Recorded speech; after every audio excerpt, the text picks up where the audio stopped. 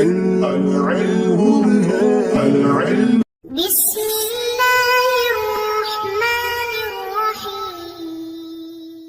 اللهم افتح علينا حکمتک وانشر علينا رحمتک یا ذا الجلال والاکرام۔ تو جی ناظرین، الحمدللہ عز وجل ہدایت النحو کتاب ہماری جاری الساری ہے، اور آج ہم اس کا سبق نمبر 44 پڑھیں گے، الباب الثانی فی الاسم المبنی۔ اسم مبنی کے حوالے سے باب ثانی انشاءاللہ عز وجل آج شروع کریں گے۔ اب یہ باب ثانی سے کیا مراد ہے، تو اس کی تقسیم کری میں نے شروع میں بھی عرض کی تھی، اور سیکنڈ لاسٹ یعنی اس سے جو پہلا سبق تھا اس میں بھی عرض کیا، اور آج پھر عرض کر لیتا ہوں کہ جو ہدایت النحو ہم پڑھ رہے ہیں تو اس کے اندر جو ٹوٹل بنیادی طور پر جو 3 قسمیں ہیں۔ پہلی قسم، کیونکہ آپ کو پتا ہے کلمے کی 3 قسمیں ہیں، اسم، فعل اور حرف، تو القسم الاول اسم کے حوالے سے تھی، اس میں پھر اسم معرب، اسم مبنی کی اب بحث آ رہی ہے، تو الباب الاول جو اسم معرب کے حوالے سے تھا، پھر ضمناً مزید کافی چیزیں آپ نے سماعت کی ہیں۔ آج قسم اول کا الباب الثانی اسم مبنی کے حوالے سے ہوگا۔ اسم معرب ہم پہلے پڑھ چکے اور اسم مبنی آج، ٹھیک ہے۔ پھر قسم ثانی فعل کے حوالے سے آئے گی، پھر اسی طرح قسم ثالث حروف کی بحث کے اندر ہوگی۔ تو آئیے بلا تاخیر سبق کی طرف بڑھتے ہیں۔ تو آج کا جو سبق ہوگا ہمارا، اس کے اندر یوں سمجھے کہ آئندہ جو 7-8 اسباق آنے والے ہیں تو یہ ان کے لیے پیش خیمہ ہوگا، ان کے لیے گویا کہ مقدمے کی حیثیت رکھتا ہے، ان کے لیے گویا کہ ہائی لائٹ، ہیڈ لائن کے طور پر ہے کہ آئندہ جو اسباق آنے ہیں آج ان کے موضوعات بتا دیے جائیں گے، یعنی سبق کے اندر ہی گویا کہ متن میں بیان کیے گئے ہیں، تو آگے وہ انشاءاللہ ایک ایک کر کے ان کی ڈیٹیل آئے گی۔ میری مراد مشابہ مبنی الاصل۔ تو یقیناً آپ نے ابتدائی کتاب جو بھی پڑھی ہے اس کے اندر یعنی نحو کی، تو اس کے اندر مبنی وغیرہ یہ ساری چیزیں پہلے پڑھی ہوئی ہیں، تو یہاں پر سمجھنے میں آپ کو آسانی ملے گی۔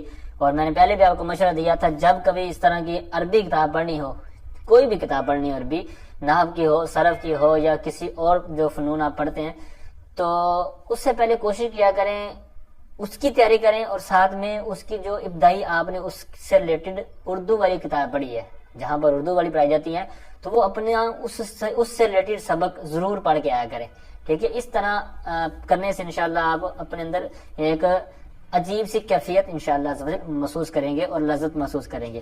تو آئیے سبق کی طرف بڑھتے ہیں۔ سبق کا انداز آپ کو پتہ ہی ہے، تو الباب الثانی فی الاسم المبنی، یہاں تک گویا کہ انہوں نے ٹاپک بیان کیا کہ یہ آج کا ٹاپک ہے کیا۔ فرماتے ہیں کہ باب ثانی یہ اسم مبنی کے بیان میں ہے۔ اچھا، اس طرح کا جب بھی کوئی ٹاپک وغیرہ بیان کریں تو اس کا ترجمہ کرتے ہوئے، جس طرح ابھی یہاں پر آیا ہے فی، تو یہاں پر ترجمے میں آپ تھوڑا سا حسن لانے کے لیے لے کے آئیں گے بیان، ٹھیک ہے، یعنی ترجمہ کرنے میں، یعنی الباب الثانی فی الاسم المبنی، جی باب ثانی اسم مبنی کے بیان میں ہے، یا یوں بھی کر سکتے ہیں کے بارے میں ہے، ٹھیک ہے۔ تو اس طرح کوئی بھی چھوٹا موٹا ایک لفظ لانے سے اگر حسن پیدا ہو رہا ہو تو لے آنا چاہیے، اگر اس کی وجہ سے خرابی لازم نہ آ رہی ہو، ٹھیک ہے۔ تو بہرحال باب ثانی اسم مبنی کے بیان میں ہے یا کے بارے میں ہے۔ اب اسم مبنی کی 2 یہاں پر صورتیں بیان کریں گے، ایک تو مبنی اصل کے طور پر، اور یہاں پر اسی صفحے کے اندر انہوں نے کچھ صورتیں بیان کی ہیں، اور وہ چیزیں جو مبنی اصل کے ساتھ مشابہت رکھتی ہیں، کس طرح مشابہت رکھتی ہیں، وہ اگلے صفحے پر اس کی ڈیٹیل آئے گی۔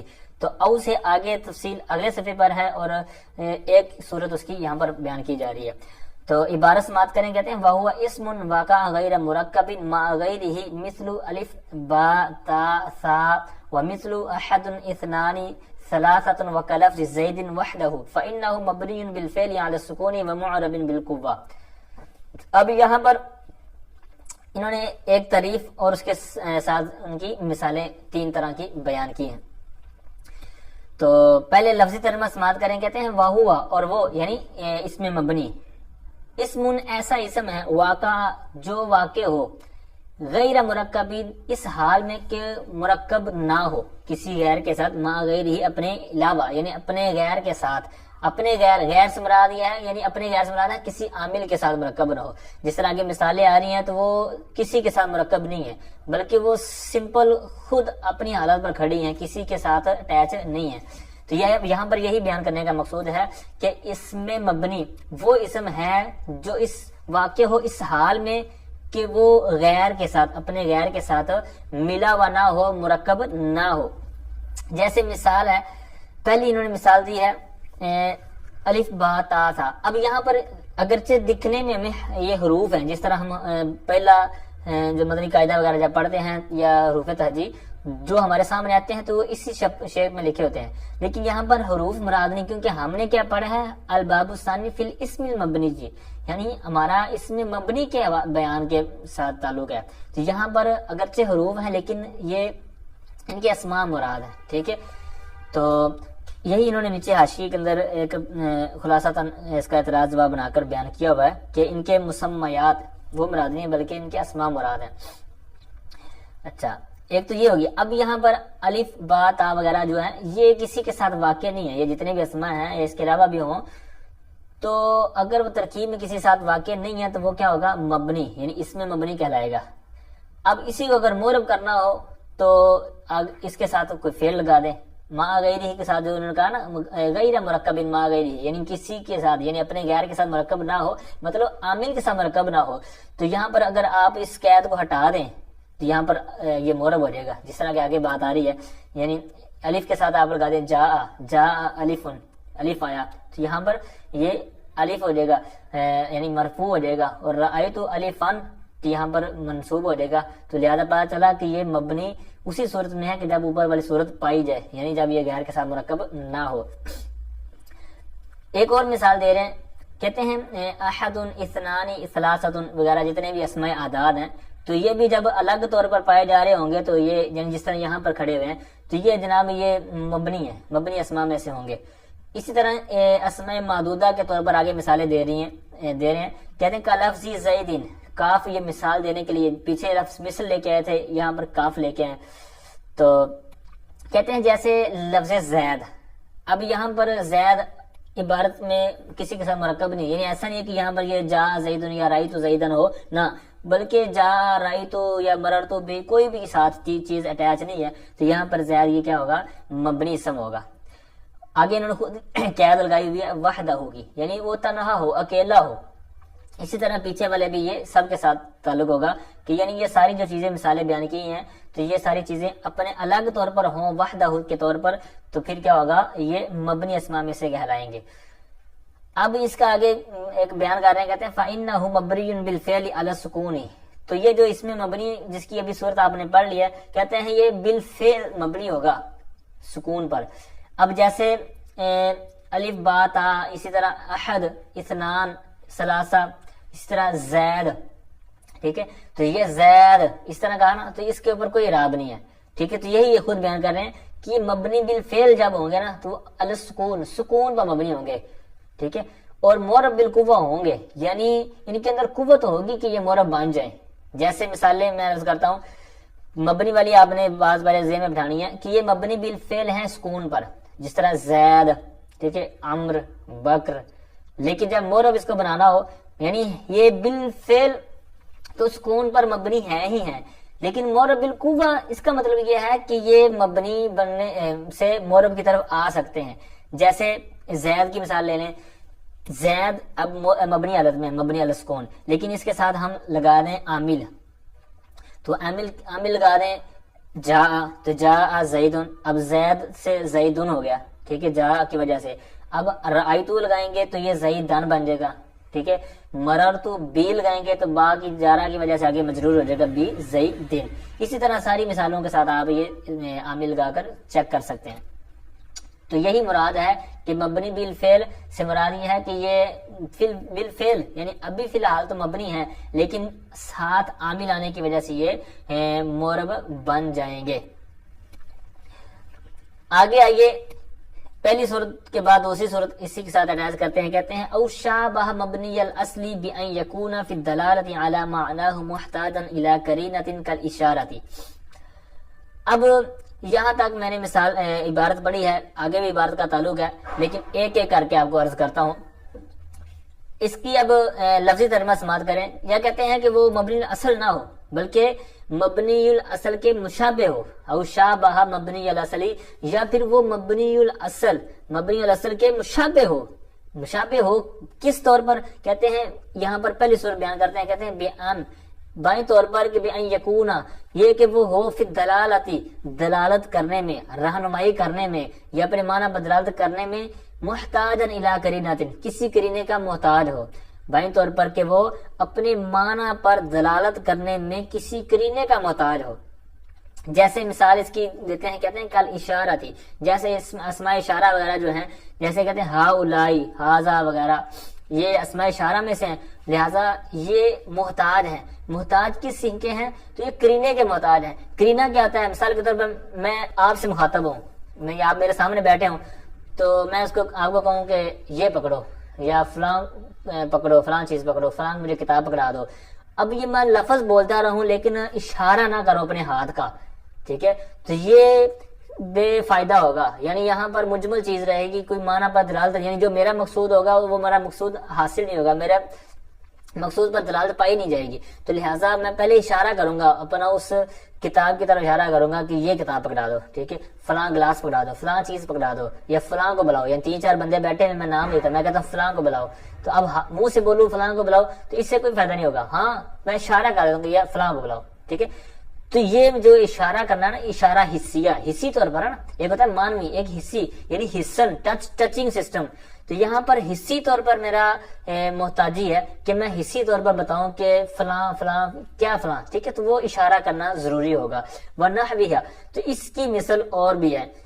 اس کی مثل بناتا ہے جس طرح کہتے ہیں کہ اس میں اشارہ کے اندر یہ محتاجی ہوتی ہے نا کہ اشارہ حصیہ. اسی طرح اس میں موصول کو لے لیں تو اس میں موصول اللہ زی وغیرہ ہے، تو جب تک آگے اللہ زی کے آگے والی عبارت جو وہ چیز کہنا چاہ رہا ہے، جب تک اس کا صلہ نہیں ہوگا تو تب تک اللہ زی کا فائدہ نہیں ہوگا.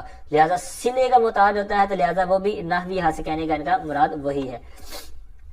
اب یہاں تک ایک صورت بیان ہوئی کہ مبنی الاصل کے مشابہ ہو، تو اس کے اندر کیا چیز ہوگی کہ وہ اس طور پر ہوگا کہ وہ اپنے معنی پر دلالت کرنے میں کسی کا محتاج ہوگا. کسی کا محتاج ہوگا مطلب قرینے کا محتاج ہوگا. قرینے کی 2 صورتیں میں نے عرض کر دی، ایک اشارہ حصیہ اور ایک اس میں موصول والی. پھر آگے فرماتے ہیں کہ مبنی الاصل کے مشابہ ہو بھی ان، اس کے اوپر عطف ہوگا اس کا. یا آپ او یکون جو لفظ دیکھ رہے ہیں آپ، یکون فعل، تو فعل ناقص یکونو ہے، لیکن یہاں پر پیچھے عبارت کا تعلق بنے گا بھی ان سے. تو یہاں پر ان کی وجہ سے، ان مقدر کی وجہ سے یہاں پر یکون نہ ہوگا، نصب ہوگا، ٹھیک ہے. تو یہاں پر آپ ترجمہ اسی حساب سے کریں گے، اس عبارت کو یہاں پر رکھ کر. تو ترجمہ یوں بنے گا عبارت، او شابہ مبنی الاصلی بان یکون علی اقل من 3 احرف، ٹھیک ہے. یہاں تک عبارت ہم پہلے پڑھیں گے اور اس کو سمجھیں گے. یا پھر وہ مبنی الاصل کے مشابہ ہو بائیں طور پر کہ وہ ہو علی اقل من 3 احرف، 3 حروف سے کم پر مشتمل ہو. 3 حروف سے کم پر مشتمل ہے تو اس طور پر بھی کہتے ہیں کہ وہ مبنی الاصل کے مشابہ والی قسم کے اندر گنا جائے گا. اس کی مثال کیا ہے؟ آگے اکٹھی مثال دیں گے. کہتے ہیں او تضمن معنی الحرف، یا پھر وہ معنی حرف کو متضمن ہو، یعنی معنی حرف کو شامل ہو. ان دونوں قسموں کے آگے مثال دے رہے ہیں. کہتے ہیں جیسے زا، من. اب یہ دو مثالیں دی ہیں، یہ اوپر والی آئیں گی، یعنی 3 حروف سے کم پر مشتمل ہو، تو یہ بھی مبنی الاصل کے مشابہ کے طور پر لیا انہوں نے. کہتے ہیں زا، اس کے اندر 2 حروف ہیں. اسی طرح من، اس کے اندر بھی 2 حروف ہیں، ٹھیک ہے. زا اس میں اشارہ، من موصولہ والا اگر لینا چاہیں. تو اب یہاں پر نیچے آئیں، انہوں نے اس کی بیان کی. کہتے ہیں یہ جو 2 مثالیں کہتے ہیں یہ مین اور ان کے مشابہ ہیں، ٹھیک ہے. یعنی جو حروف جارہ ہیں تو یہ مین اور ان کے ساتھ مشابہت ہے، تو اس وجہ سے کہتے ہیں. اور پھر آگے والا انہوں نے ایک مثال دی ہے 11، اور اس یہاں سے لے کر کہتے ہیں الی 19، یعنی 11 بولتے ہیں 11 کو. اب یہ مثال یہاں پر دینے کی وجہ کیا ہے؟ ایک تو وجہ یہ ہے کہ سامنے ظاہری طور پر اس کی مثال دے رہے ہیں تضمن معنی الحرف، کہ معنی حرف کو متضمن ہو. لیکن اب یہ اصل عبارت تھی کیا؟ تو یہ اصل میں تھا احد، واو درمیان میں تھی، و عشرہ، احد و عشرہ. اب اس سے مراد کیا ہے؟ جس طرح سمپل سے واضح ہے کہ اس کے مراد ہے 11. تو اب احد عشرہ سامنے ہے، یہاں پر جو واو تھا اس کو گرایا، تو اس کو گرا کر ان 2 اسموں کو، احد ایک علیحدہ اسم ہے، عشر ایک علیحدہ اسم ہے، ان کو ایک کلمہ بنا دیا گیا. تو اب ایک کلمہ بنا دیا گیا اور یہ معنی متضمن ہے، معنی کو متضمن ہے اس کو. تو اب 10 اور 11، یعنی 10 اور 11 یہ اصل میں ترجمہ تھا 10 اور 11. تو اب اس کو ہم نے کیا بنا دیا 11. ٹھیک ہے. اسی طرح 12 13 14 15 16 17 اور 18 19. ٹھیک ہے. تو ان سب کے درمیان یہ موجود ہے سوائے اس نا اشارہ, اس کے اندر اس نون تسنیہ بھی گرا ہے اور واو بھی گرا ہے, اسی وجہ سے وہ اس نا جو اس کی پہلی جز ہے وہ معرب ہوتی ہے. لیکن بقیہ جو 11 سے لے کر 19 تک یہ دونوں عدد کے حصے ہوتے ہیں, جو کائی اور دھائی, احد اشارہ, اسی طرح 30 اشارہ, یہ دونوں مبنی پر فتح ہوتے ہیں سوائے اس نا اشارہ یعنی جو 12 والا عدد ہے نا, اس کا جو پہلا جز ہے وہ معرب ہوتا ہے, وہ میں نے عرض کر دیا. تو اب یہاں تک انہوں نے 3 صورتیں بیان کی ہیں, یعنی مبنی اصل کے مشابہ ہو 3 صورتیں انہوں نے بیان کی ہیں. یعنی یہ پہلی ایک لے لیں کہ اشب الافتقاری یعنی محتاجی والی, جس طرح انہوں نے اوپر بیان کر دیا. یا شب الوضعی یعنی وضعی طور پر اس کی مشابہت ہوگی, یعنی جس طرح وہ 3 اور اس سے کم پر مشتمل ہے. یا شب المعنوی معنوی طور پر اس کی مشابہت ہوگی, تو وہ جس طرح وہ عرض کیا میں نے معنی مضمین والی مثال. ٹھیک ہے. تو یہ 3 صورتیں انہوں نے مشابہت کی بیان کی ہیں. اب یہ مبنی الاصل کے مشابہ ہو, شابہ مبنی الاصل, اس سے مراد کیا ہے؟ تو اس کا انہوں نے حاشیہ میں بھی ایک بیان کیا ہے, حاشیہ نمبر 1 میں, کہ ناسب مناسبتا مؤثرتا. یہاں پر یہ مناسبت مؤثرہ کے معنی میں ہے, یعنی مشابہ مبنی الاصل مطلب یہ ہے کہ مناسبت مؤثرہ. اب یہاں پر 3 مناسبتیں یہاں پر میں نے جو اس متن کے اندر بیان کی گئی نا, یہاں تک جو ابھی تک عبارت پڑے گی او شابہ شروع سے لے کر 3 لائنوں تک. ٹھیک ہے. تو اس کے اندر 3 طرح کی ہی مشابتیں بیان کی گئی ہیں. ایک تو یہ ہے کہ وہ محتاج ہو, دوسری یہ ہے کہ وضعی طور پر وہ مشابہت ہو جس طرح وضع میں 3 حروف سے کم ہے, یا مانوی طور پر ہو کہ جو میں نے معنی مضمین والی قسم بیان کی. ٹھیک ہے.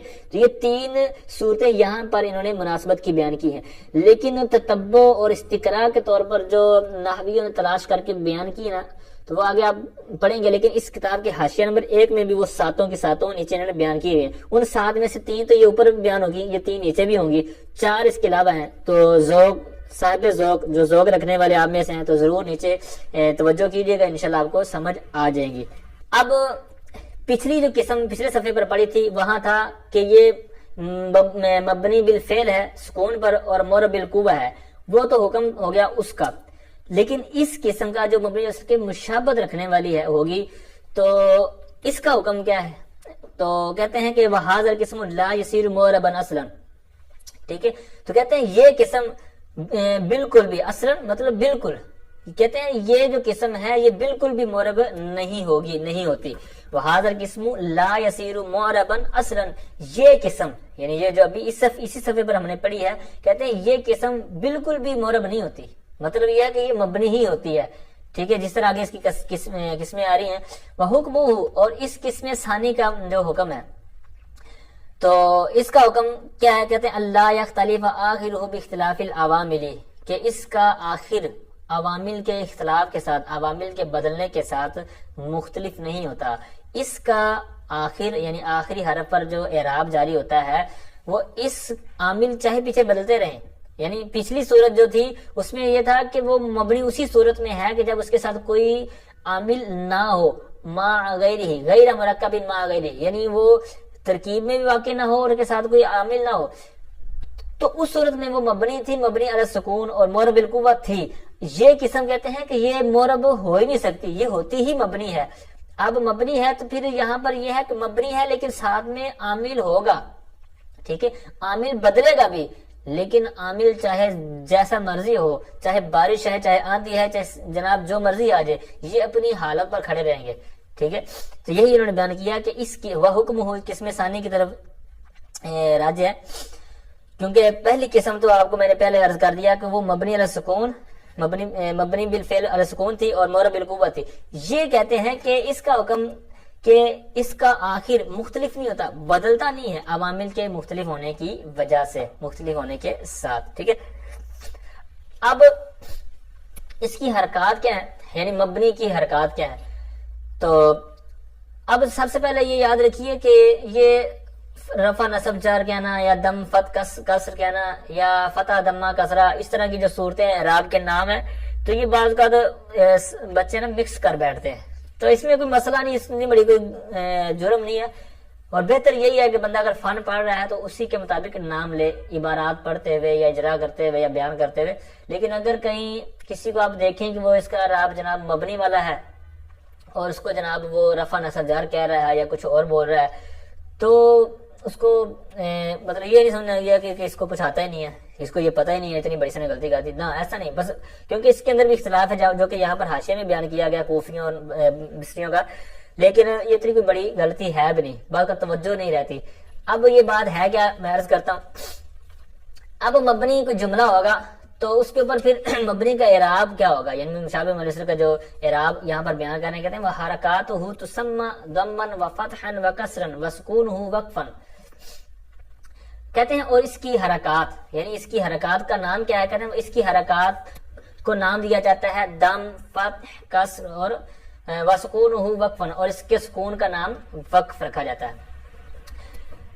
تو دوبارہ ترجمہ سماعت کریں، وہ حرکات ہو، اور اس کی حرکات، یعنی جو دوسری قسم جس کا حکم ابھی ہم نے پڑھا، تو کہتے ہیں اس کی حرکات کو نام دیا جاتا ہے دم، فتح، کسر، اور اس کے سکون کو نام دیا جاتا ہے وقف کا، یعنی دمہ، فتح، کسرہ، تو یہ اس طرح نہیں کہیں گے، بلکہ مبنی کی جو حرکات ہوتی ہیں وہ دم، فتح، کسر اور وقف، ٹھیک ہے۔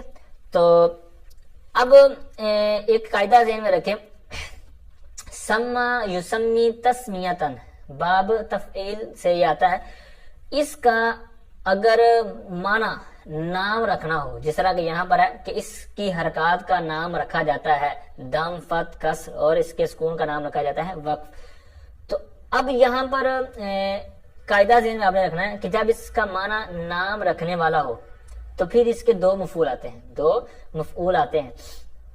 اب یہاں پر تسمہ فعل مجہول ہے، تو ایک تو اس کے اندر جو مفعول بننا تھا وہ نائب الفعل ہو گیا، اور ایک آگے سامنے آپ کے موجود ہے، ٹھیک ہے، دمن، فتحن، کسرن، یہ معطوف وغیرہ بن کر۔ اور اگر یہ اس معنی میں نہ ہو، نام رکھنے کے معنی میں نہ ہو، تو پھر یہ کیا ہوگا، پھر یہ ایک مفعول والا ہوگا، جس طرح کہ اس کی میں نے پیچھے بھی قاعدہ ایک دو جگہ بیان کیا ہے، اس کے اوپر اس کی مثالیں دی ہیں، تو اس کا باقاعدہ طور پر ہمیں سب پڑھ بھی چکے ہیں، مفعول ما لم یسمى فاعل ہو، مفعول ما لم یسمى فاعل ہو، اب وہاں پر اس معنی میں ہے ما لم یذکر، یہاں وہاں پر یعنی نائب الفاعل کی جو تعریف ہے تو وہاں پر لم یذکر کے معنی میں ہے، ٹھیک ہے، مزید وہاں پر آپ مثال اور وغیرہ دیکھ سکتے ہیں مفعول نائب الفاعل کے اندر۔ اب یہ جو حرکات میں نے عرض کی ہیں تو یہ بصریوں کے مطابق ہے، ٹھیک ہے، بصریوں کے مطابق ہے، اور بصری کے ہٹ کر جو دوسرے ہیں کوفی، تو وہ اس کا الٹ مطلب ایک دوسرے میں مکس کر دیتے ہیں، یعنی مبنی اور معرب ان کے اندر جو حرکات بولے، یعنی ہمارے اندر تو مبنی کی یہ ہیں اور معرب کی کون سی ہیں وہ بھی انہوں نے نیچے بیان کی دی ہیں۔ تو وہ کہتے ہیں کہ رفع نصب جر، ٹھیک ہے، یعنی حرکات اعرابیہ جو معرب کی حرکات ہیں وہ رفع نصب جر کے طور پر ہے، اور جو کوفی ہیں تو وہ اس میں کوئی خاص توجہ نہیں کرتے، وہ ان کا اعراب آپس میں لے سکتے ہیں، لیتے بھی ہیں۔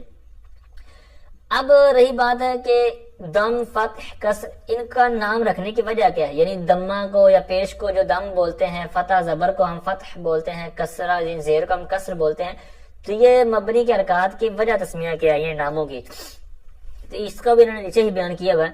تو جو دم نام انہوں نے رکھا ہے دمہ کا، پیش کا، تو کہتے ہیں اس وجہ سے کہ بدم شفتین، جو دونوں ہونٹ ہیں یہ مل جاتے ہیں، دم کا معنی ہوتا ہے ملنا، یہ بھی چونکہ مل جاتے ہیں اس وجہ سے اس کو مبنی بر دم کہہ دیتے ہیں یا اس حرف کو۔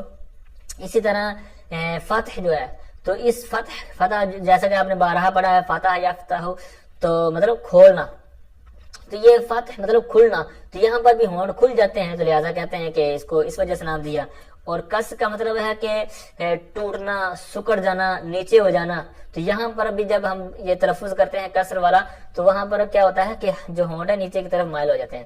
اور وقف کا مطلب آپ کو پتا ہے ٹھہرنے کے معنی میں ہے، توقف جس طرح ہوتا ہے، تو یہاں پر بھی جب ہم وقف کرتے ہیں کس جگہ پر تو وہاں پر کیا ہوتا ہے، سانس ٹھہر جاتا ہے، تو اس ٹھہرنے کی مناسبت سے اس کو وقف بولا جاتا ہے۔ آگے کہتے ہیں وَهُوَ عَلَى ثَمَانِيَةِ أَنْوَاءٍ الْمُضْمَرَاتُ وَأَسْمَاءُ الْإِشَارَاتِ وَالْمَوْصُولَاتِ وَأَسْمَاءُ الْأَفْعَالِ وَالْأَصْوَاتُ وَالْمُرَكَّبَاتُ وَالْكِنَايَاتُ وَبَعْضُ الظُّرُوفِ، کہتے ہیں کہ اور اس کی 8 اقسام ہے، یعنی جو مشابہ مبنی اثر ہے تو اس کی 8 اقسام ہے، اور یہ 8 اقسام پر مشتمل ہے، اس طرح بھی ترجمہ آپ کر سکتے ہیں۔ آگے ان 8 کو بیان کر رہے ہیں۔ نمبر 1 المضمرات، یعنی ضمائر، ضمیریں، و اسماء الاشارات، نمبر 2 اسماء اشارہ، والموصولات. اب اس کو اگر والموصولات پڑھیں گے تو اس کا مطلب ہوگا کہ یہ باقاعدہ اس کی مبدا نکال کر خبر بنا دیں گے، یا پھر اگر اسی کو اس کے اوپر عطف کر دیں تو بھی ٹھیک چل جائے گا. یعنی یہاں پر ہم اسماء الموصولات کہہ سکتے ہیں، ٹھیک ہے. وہ جس طرح اسماء الاشارات اسی طرح اسماء الموصولات ہی، یعنی جس طرح اگر عبارت لے کے آئیں گے اسی طرح اس کا اعراب ہو جائے گا. اگر کوئی چیز عطف نہیں کر رہے یا کوئی معذوف نہیں نکال رہے تو پھر الموصولات، اگر اسماء نکال رہے ہیں تو پھر موصولاتی، ٹھیک ہے. تو یہ 4 ہو گئے. نمبر 5 وہ اسماء الافعال اور اسماء افعال والاصوات. تو اصوات صوت کی جمع ہے آوازیں، ٹھیک ہے. تو یہ کیا ہوتا ہے، یہ بھی جب سبق آگے آئے گا تو اس پہ بیان کریں گے. والمرکبات والکنایات وبعض الظروف، ٹھیک ہے. اچھا یہاں تک ہمارا سبق تو کلیئر ہوگا، لیکن آخر والی جو صورت ہے بعض الظروف، اس کے اوپر تھوڑی سی گفتگو کرنی ہے. کہ بقیہ تو انہوں نے کہہ دیا کہ مشابہ ملصق کی اقسام ہیں ہی ہیں، تو یہاں پر ظروف، ظرف کی جو جمع ہے اس کے اندر بعض ظروف کی قید کیوں لگائی؟ تو اس کا جواب یہ ہے کہ جو ظروف ہیں ظرف، یعنی جو مفعول فی وغیرہ بنتے ہیں، تو وہاں پر جو اکثر ہے نا، اکثر یعنی مثال کے طور پر اکثر کی تعریف آپ ذہن میں رکھیں، نصف سے زیادہ جو ہوگا، مثال کے طور پر 100 بندے ہیں، 100 میں سے جو 51 ہوں گے 51 تو یہ اکثر کہلائیں گے، اور 49 کیا ہوں گے، وہ غیر اکثر ہوں گے. اسی طرح مثال کے طور پر 10 کچھ چیزیں ہیں تو ان میں سے اگر 6 علیحدہ کر لیتے ہیں تو کہیں گے کہ یہ اکثر ہے، ٹھیک ہے. اسی طرح جناب 20 ہیں تو ان میں سے 11 الگ کر لیں گے تو یہ اکثر کی تعریف کے اوپر صادق آئے گی، ٹھیک ہے. اب اس کے بعد توجہ کریں کہ ظروف میں سے بعض کی قید لگائی، تو بعض کی قید لگائی تو اس کا جواب یہ ہے کہ بعض مبنی ہیں تو اکثر جو ہیں یعنی زیادہ جو ہیں وہ کیا ہیں، معرب ہیں، تو لہٰذا پھر قید لگا دی کہ یہ کیا ہے، بعض ظروف مبنی ہیں. اب اس کے اوپر اعتراض ہوتا ہے کہ آپ نے اس کو بعض کہا ہے تو موصولات میں سے بھی جس طرح ایون ایتن مشہور ہے کہ یہ معرب ہے، اسی طرح یہ کنایات ہیں تو اس کے اندر فلان فلانات یہ معرب کے طور پر استعمال ہوتے ہیں، تو پھر ادھر بھی کہنا چاہیے تھا کہ بعض الموصولات یا بعض الکنایات. تو اس کا جواب یہ ہے، کہتے ہیں کہ ہم نے پہلے جواب دے دیا آپ کو کہ ظروف میں سے بعض مبنی ہے تو اس وجہ سے بعض کہہ دیا. اب مرکبات کنایات اور موصولات کا جو آپ نے فرمایا ہے وہاں پر صرف چند جزیات ہیں کہ جو معرب ہیں، اکثر جزیات جو ہیں، اکثر جو چیزیں ہیں وہ کیا ہیں، مبنی ہی ہیں. تو لہٰذا اکثر جو ہوتی ہے وہ کل کے حکم کا قائم ہو جاتی ہے. جس طرح ایک مشہور قاعدہ ہے کہ اکثر حکم الکل، کہ اکثر کے لیے حکم کل کا لگایا جاتا ہے، کل کا حکم ہوتا ہے. تو لہٰذا اس بنا پر اکثر چونکہ اس کے مبنی تھے تو لہٰذا ہم موصولات اور کنایات مطلقاً کہہ دیا، بعض کی قید نہیں لگائی. تو یہاں پر چونکہ بعض ظروف میں وجہ یہ تھی کہ یہاں پر اکثر غیر مبنی تھے یعنی معرب تھے، تو لہٰذا ہم نے جو